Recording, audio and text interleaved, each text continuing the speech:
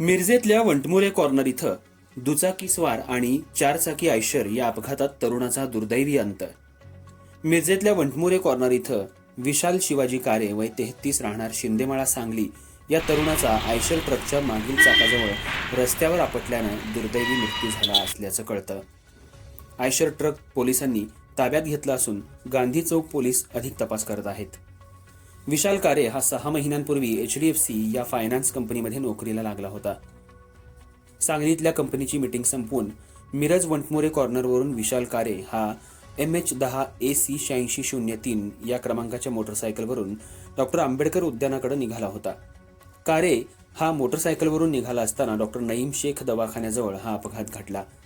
मिरज इथल्या वंटमोरे कॉर्नर या परिसरात दैनंदिन प्रचंड अपघात घडतायत. हा रस्ता वाहतुकीच्या खिंडीत सापडलेला, प्रचंड रहदारीचा आणि गजबजलेला असा आहे. याच रस्त्यांच्या तिन्ही बाजूला अनेक हॉस्पिटलचा विळखा आहे. इथं संपूर्ण जिल्ह्यातून औषधोपचारासाठी येणारा, आजूबाजूच्या जिल्ह्यातून आणि जवळच्या कर्नाटक राज्यातून येणारा वर्गही मोठ्या प्रमाणात आहे.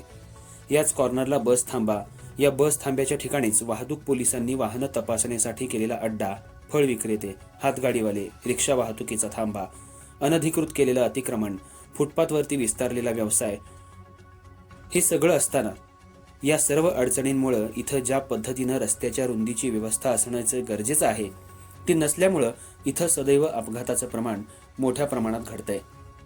हा वंटमोरे कॉर्नरचा रस्ताच अनेकांच्या जीवावर बेतलाय. इथं असंख्य अपघातात शारीरिक जायबंदी, कायमचं अपंगत्व, कित्येक जणांना आपले प्राणही गमवावे लागलेत. अपघात घडल्यानंतर चूक कोणाची हे शोधत बसून कोर्टाच्या उंबरठे झिजवण्यात वेळ घालवून, काळजाच्या तुकड्याला गमावून संपूर्ण कुटुंब उद्ध्वस्त होण्याची वाट पाहायची का? प्रशासन, महानगरपालिका, सार्वजनिक बांधकाम विभाग जनतेच्या हिताच्या दृष्टिकोनातून जनतेच्या जीवाच्या रक्षणासाठी इथं योग्य ते नियोजन करू शकणार का? ज्या कुटुंबातील सदस्य या अपघातामध्ये कायमचा निघून गेला त्या कुटुंबाला शासकीय स्वरूपाची नुकसान भरपाई तात्काळ मिळणार का?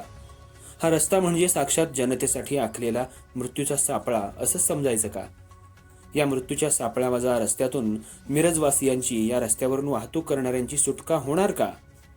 जिल्हाधिकारी या प्रश्नाकडे गांभीर्याने पाहून या जिल्ह्याच्या पालकत्वाची जबाबदारी पूर्ण करणार का? अशा असंख्य कुटुंबांनी हा प्रश्न विचारला असताना सुद्धा हा जाणून बुजून प्रश्न सोडवला जात नाही का? पालकमंत्री या रस्त्यातून दररोजच ये-जा करतात. वाहतुकीची कोंडी असतानाही पोलिसांच्या सायरन वाजवत दिमाखात निघून जात असताना रस्त्याची अडचण पालकमंत्र्यांच्या लक्षात येत नाही का? सायरन वाजवून सर्वांना बाजूला सारून पालकमंत्री निघून जातात, पण हा अरुंद रस्ता अरुंद करण्याचं कोणाच्या लक्षात कसं येईना? जनतेच्या जीवाच्या प्रवासाचा सायरन कोण थांबवणार? याची जबाबदारी कोणी घेईल का? हा सतत नागरिकांमधून विचारला जाणारा प्रश्न या निमित्तानं निर्माण होतोय.